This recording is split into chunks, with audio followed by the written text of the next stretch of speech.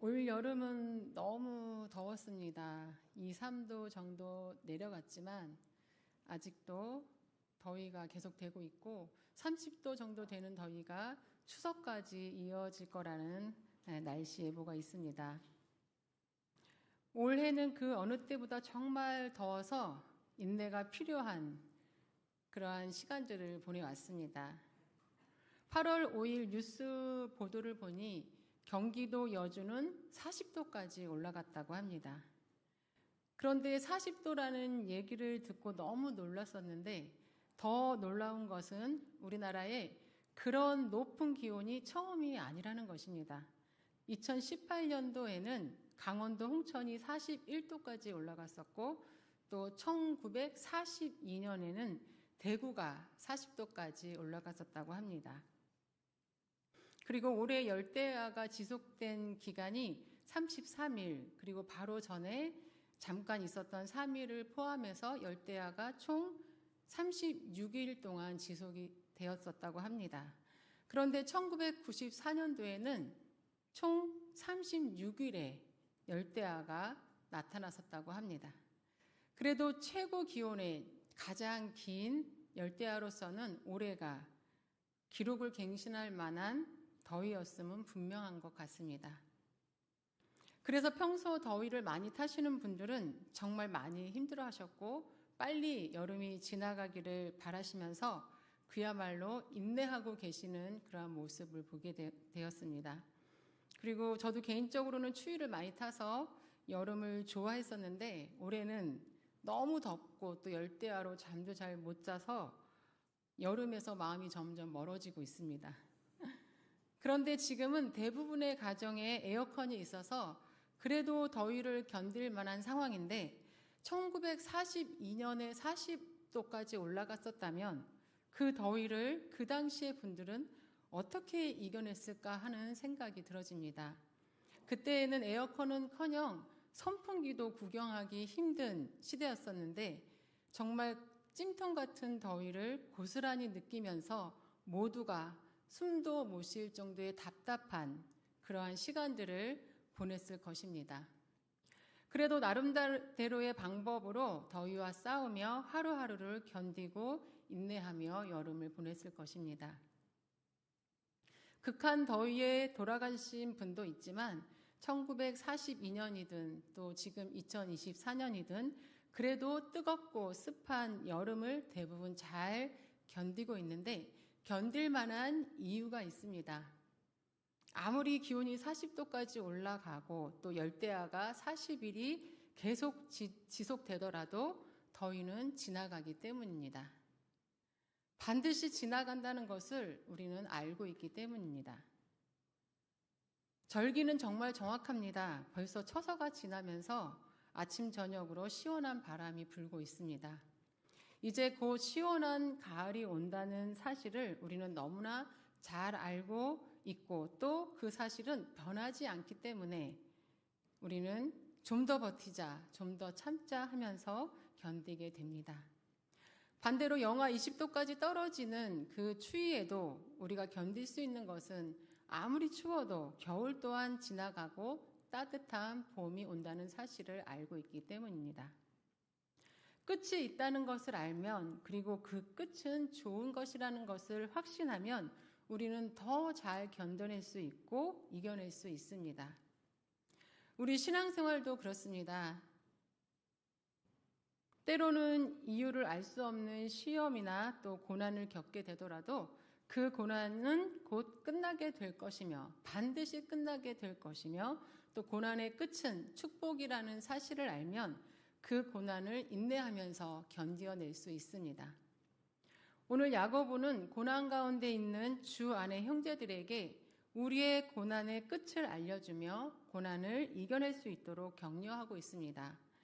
그러면서 11절에서 보라 인내하는 자를 우리가 복되다 하나니 너희가 욥의 인내를 들었고 주께서 주신 결말을 보았거니와 주는 가장 자비하시고 긍휼히 여기시는 이시니라 라고 선포합니다.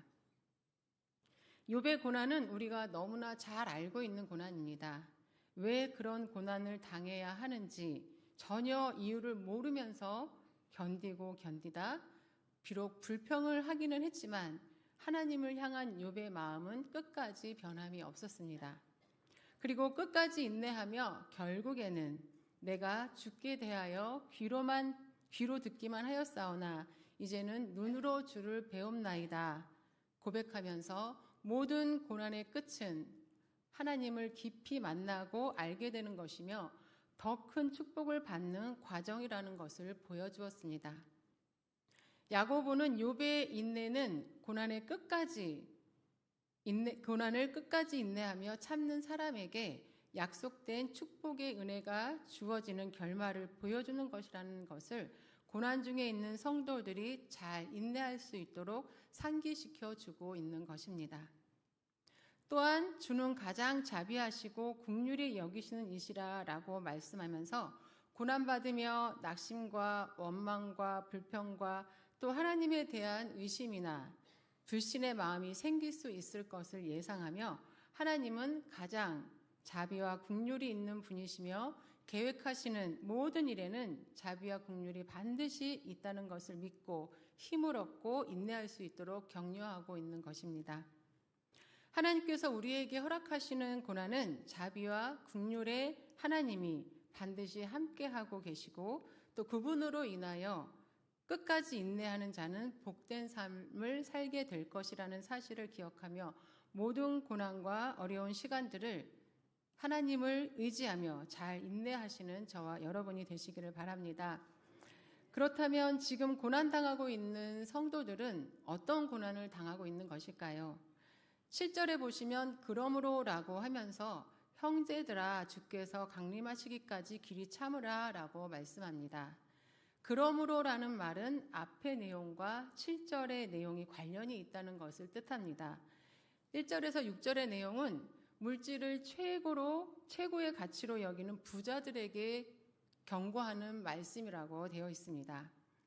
그리스도인이라고 하면서도 물질을 가장 중요한 것으로 여기며 가난한 자를 착취하고 또 압제하며 잘못된 방법으로 부를 축적하고 그 부로 사치를 부리고 또 연애를 즐기는 자들은 결국에는 그들이 소유했던 재물은 썩고 좀먹고 녹슬어져서 그 모든 것들이 그동안에 잘못된 삶을 살았다는 것, 탐욕스럽게 살았다는 것을 입증해주는 증거물이 될 것이라고 말하면서 불같은 심판을 면할 수 없을 것이라고 경고하고 있습니다.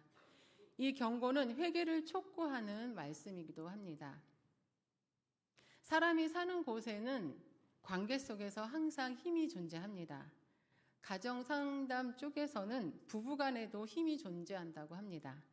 그래서 부부 중에도 돈을 많이 버는 사람이 힘이 더 크고 또 더 사랑하는 사람이 힘이 더 크고 맞죠. 더 사랑하는 사람이 힘이 더 약하고 집안에 재력이 많은 사람이 더 힘이 큽니다. 그래서 힘이 약한 사람이 많은 것을 참게 되고 또 부부싸움을 해도 항상 힘이 큰 사람들이 더 화를 잘 내고 또 힘이 약한 사람이 사과를 잘 하게 되어 있습니다. 그래서 환경이나 모든 것이 너무 차이가 나는 것보다는 비슷한 환경에서 만난 부부가 힘의 균형에 있어서 싸움이 적고 비교적 가정 생활에서 만족도가 높다고 합니다. 그런데 이 힘은 교회의 성도들 간에도 있습니다. 자리, 즉 지위의 힘, 경제력의 힘, 지식의 힘, 인기의 힘, 재능의 힘 등 다른 사람에게 영향력을 끼칠 수 있는 힘이 교회 안에도 존재합니다. 그래서 누가 알려주지 않아도 스스로 높아지기도 하고 또 스스로 낮아지기도 합니다. 힘은 나쁜 것이 아닙니다. 자연스럽게 주어지는 것입니다. 지위가 높을 때, 또 경제력이 있을 때, 지식이 있을 때, 인기가 있을 때, 재능이 클 때 자연스럽게 각자에게 주어집니다. 그런데 그 힘이 그야말로 힘이 되어서 누군가를 억압하고 착취하고 무시하고 또 무례하게 대한다면 그 힘은 악한 것이 되어버립니다. 내게 있는 힘은 하나님의 은혜임을 늘 기억하면서 겸손하게 받은 힘으로 나보다 약한 사람들을 도와주고 또 나보다 부족한 사람들을 섬기고 또 소외된 사람과 친구가 되어준다면 그 힘은 많은 사람들에게 좋은 영향력을 줄 것이며 하나님께 영광을 돌리게 될 것입니다. 오늘 헌신 예배 드리시는 이 남녀 선교회 분들은 교회의 중추적인 역할을 하고 계시는 분들입니다. 우리 이 남녀 선교회 모든 회원분들이 하나님으로부터 많은 힘을 받으시기를 바랍니다. 그래서 그 힘으로 교회 구석구석을 챙기시고 또 약하고 부족하고 소외된 성도들에게 좋은 영향력을 주시며 하나님 아버지께 영광을 돌리는 삶을 살 수 있으시기를 간절히 기도드립니다. 야고보는 그리스도인이라고 하면서 물질을 가장 중요한 것으로 여기며 그 경제적 힘으로 가난한 자를 착취하고 또 압제하며 잘못된 방법으로 부를 축적하고 또 그 부로 사치를 부리고 연회를 즐겼던 사람들에게 무서운 심판의 경고를 한 것입니다. 야고보가 그러므로 길이 참아야 한다라고 말한 그 대상은 바로 이런 부자들에 의해 착취당하고 억압당하는 가난한 사람들이었습니다. 7절에서 야고보는 물질을 최고의 가치로 여기는 불의한 부자들은 결국 이렇게 심판받을 것이니 하나님을 의지하며 경건하게 사는 가난한 형제들은 길이 참으라고 말씀하고 있는 것입니다. 언제까지 참으라고 하나요? 말씀을 보니까 주께서 강림하실 때까지 참으라고 합니다. 초대교회 때에는 부활하신 예수님께서 승천하시기 전에 다시 오실 것이라고 약속을 하셨기 때문에 그 약속의 말씀을 굳게 잡고 성도들이 살았으며 또 그 일은 속히 이루어질 것이라는 기대를 가지고 있었습니다. 그래서 끊임없이 예수님의 재림을 기대하면서 모든 어려움을 참아내기도 하고 또 예수님이 재림하시면 모든 것이 바로 잡힐 것이라는 그러한 생각으로 억압과 핍박을 이겨내고 견뎌내는 그러한 모습으로 신앙생활을 했었습니다. 그러니 지금 힘들고 어렵지만 길이 참으라고 야고보는 격려하고 있는 것입니다. 예수님이 곧 오실 것이라고 믿고 경각심을 갖고 경건하게 사는 신앙을 종말론적 신앙이라고 합니다. 예수님의 재림이 아주 먼 미래의 일이라고 생각하면 나태한 신앙생활을 하게 됩니다. 아주 먼 미래가 아닌 곧 올 것이라는 그러한 생각으로 살아야지 그렇게 먼 미래라고 생각을 하면 미련한 다섯 처녀와 같이 영적인 잠을 자고 또 기름도 준비하지 못하게 됩니다. 초대교회의 이 임박한 예수님의 재림에 대한 기대는 성도들을 항상 기도하며 깨어있게 했고 또 많은 고난과 핍박을 견딜 수 있게 했습니다. 우리 수유동교회 성도님들은 예수님이 언제 오실 거라고 생각하고 계신가요? 그때는 아무도 모릅니다. 하나님 아버지만 아십니다. 그렇지만 우리 모두는 곧 오신다는 믿음으로 살아야 할 것입니다. 그렇게 할 때 우리는 슬기로운 다섯 처녀와 같이 항상 깨어있고 또 기름을 잘 준비할 수 있고 고난 중에도 더 기도하며 인내할 수 있는 힘을 얻게 됩니다. 주님은 반드시 오실 것이며 오셔서 불의한 모든 상황을 다 풀어주시고 정의를 이루어 주실 것입니다. 야고보는 그런 종말론적인 신앙을 가지고 곧 재림하실 예수님을 기대하며 끝까지 인내하라고 격려하고 있는 것입니다. 7절과 8절 말씀을 계속해서 보시면 농부가 귀한 열매를 바랄 때 이른 비와 늦은 비를 기다리는 것처럼 인내하라고 말씀합니다. 건조한 지역에서는 한 번 내리는 비가 얼마나 농작물에 큰 영향을 주는지 너무나 잘 아는 농부는 그 비가 10월이나 11월에 이른 가을비로 내릴 때에 그 비가 또 언제쯤 내릴지 또 3, 4월에 늦은 봄비가 내릴 때 또 그 비를 기다리면서 그 비가 언제쯤 내릴지 항상 농작물을 바라보면서 시들시들해지는 농작물을 바라보면서 오래 참고 기다립니다. 기다리면서 인내하는 성품도 자라고 또 반드시 비를 내려주시는 하나님을 신뢰하는 믿음도 가지게 됩니다. 그런 농부처럼 흔들리지 말고 굳건하게 주님이 다시 오실 것을 믿고 바라며 소망을 가지고 끝까지 참으라고 말씀합니다. 그런데 예수님이 오실 것을 믿고 소망 가운데 인내한다고 해도 그것은 쉬운 일이 아닙니다. 참다가 불평하기도 하고 원망하기도 합니다. 그런 우리의 연약함을 야고보도 너무나 잘 알고 있었습니다. 그래서 9절에서 형제들아 서로 원망하지 말라 그리하여야 심판을 면하리라 보라 심판주가 문 밖에 서 계시니라 라고 하면서 경각심을 일깨워주고 있습니다. 신학대학교를 다닐 때 교수님께서 수업 중에 사람이 어느 때 가장 분노하는가라는 질문을 하셨습니다. 저도 언제 가장 분노하지 하면서 고민을 잠깐 했었는데 교수님은 사람이 가장 분노할 때는 불의한 사람이 잘 되는 것을 볼 때 인간은 가장 분노한다라고 말씀하셨습니다. 그래서 그 분노를 참지 못하고 자신을 해치기도 하고 또 남을 해치기도 하고 또 보복을 하기도 한다는 것입니다. 그리스도인이라고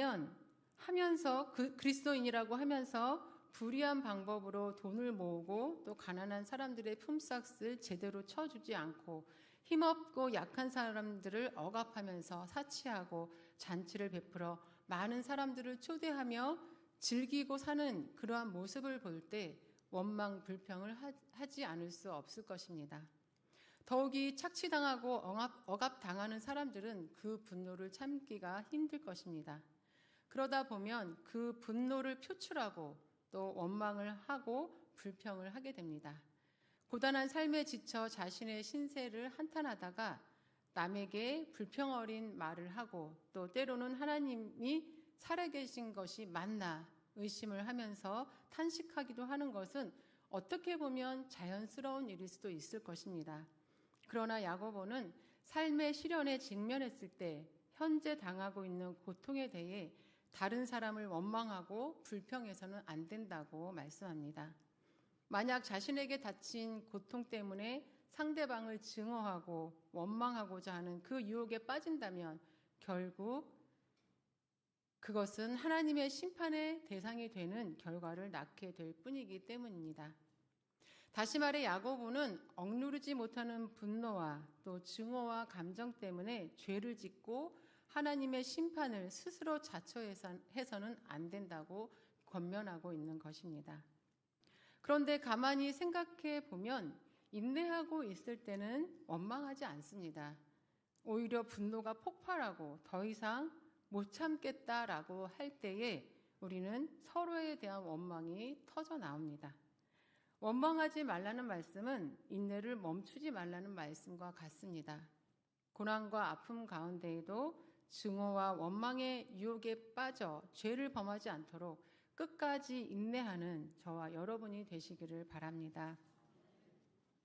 성경에는 이미 고난 가운데에도 끝까지 인내한 엘리야, 엘리사, 예레미야, 또 이사야, 아모스, 다니엘 등등의 그 선지자들과 같은 많은 믿음의 본을 보인 분들이 있습니다. 10절에서 야고보는 그 선지자들의 고난과 오래 참음을 본받으라 라고 말씀합니다. 하나님의 사명을 감당했던 선지자들은 하나님의 이름과 또 진리를 선포하면서 세상으로부터 핍박을 받았습니다. 그런 사명의 길에서도 핍박이 있다는 것과 또 그러한 가운데서도 인내하며 그 모든 사명을 감당했던 선지자들을 기억하며 현재의 고난을 참고 인내하라는 것입니다. 이렇게 예수님께서 곧 재림할 것을 기대하며 인내하고 또 귀한 열매를 바라는 농부와 같이 인내하고 또 인내를 멈추어 서로 원망하고 증오하는 유혹에 빠져 하나님의 심판의 대상이 되지 말고 너무 견디고 힘들 때는 선지자들의 오래 참음을 본받으며 끝까지 인내하는 자는 결국 고난의 끝을 경험하게 될 것이며 고난의 결말에 부어지는 하나님의 축복을 풍성하게 받을 것입니다. 그리고 그렇게 인내하는 자는 복되도다라고 모든 사람 앞에 칭송을 받게 될 것입니다. 그리고 인내할 때 꼭 기억하실 것은 하나님은 가장 자비로우시고 우리를 긍휼히 여기시는 분이셔서 홀로 모든 고난을 겪다가 지쳐 쓰러지게 버려두시는 분이 아니라는 사실입니다. 우리가 고난 중에 인내하고 있을 때 곁에서 힘 주시고 위로해 주시며 이길 수 있게 붙들어 주십니다. 그리고 종말의 때가 아니더라도 때가 되면 우리의 억압을 모두 풀어주시고 또 정의로 세워주실 것입니다. 그런 하나님을 신뢰할 때 우리는 증오와 원망의 유혹에 빠져 범죄하지 않고 끝까지 인내할 수 있는 것입니다. 오늘 말씀을 기억하시면서 고난을 겪으실 때에 또 고난이 다가오실 때에 자비로우시고 또 긍휼히 여기시는 하나님을 의지하며 끝까지 인내하셔서 반드시 올 고난의 끝에서 복된 삶을 누리시며 사시는 저와 여러분 그리고 이 남녀 선교회 회원이 다 되시기를 간절히 바랍니다. 이 시간 함께 기도 드리시겠습니다. 하나님 아버지, 우리의 삶